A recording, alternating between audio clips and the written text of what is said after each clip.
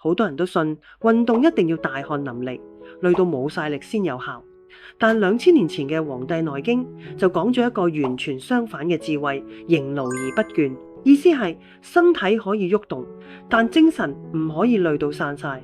你有冇發現呢個同我哋而家嘅健身觀念完全唔同？諗翻起，你有冇試過跑完步、做完 gym 之後，好幾日都冇晒精神，容易傷風感冒，成個人好似俾人掏空咗咁？呢個唔係你唔夠努力，而係方法可能錯咗。好多中老年朋友為咗健康拼命做運動，點知反而越做越虛，膝頭痛、周身累，晚晚瞓得唔好。中醫經典入邊講，勞則氣耗，過度運動就好似暴肌，持續超頻運轉，會耗損維持生命嘅根本氣血。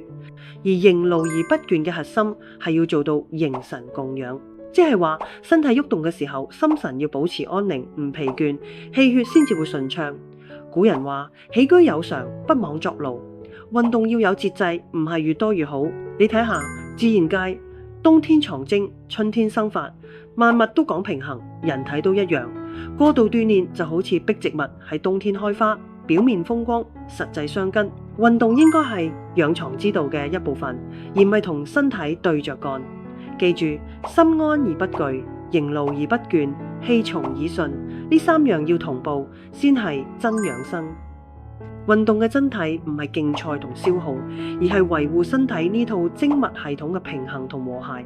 你唔需要跑馬拉松，唔需要舉到盡，只需要做到啱自己嘅度。最高級嘅養生係令活動變成一種滋養，而唔係負擔。古人講嘅各從其欲，皆得所願，就係話你嘅身體會同你講幾多先係啱。從今日開始，試下喺運動時留心自己嘅狀態，活動到身體微微發熱，氣息微促，但係精神依舊清爽，唔覺得攰。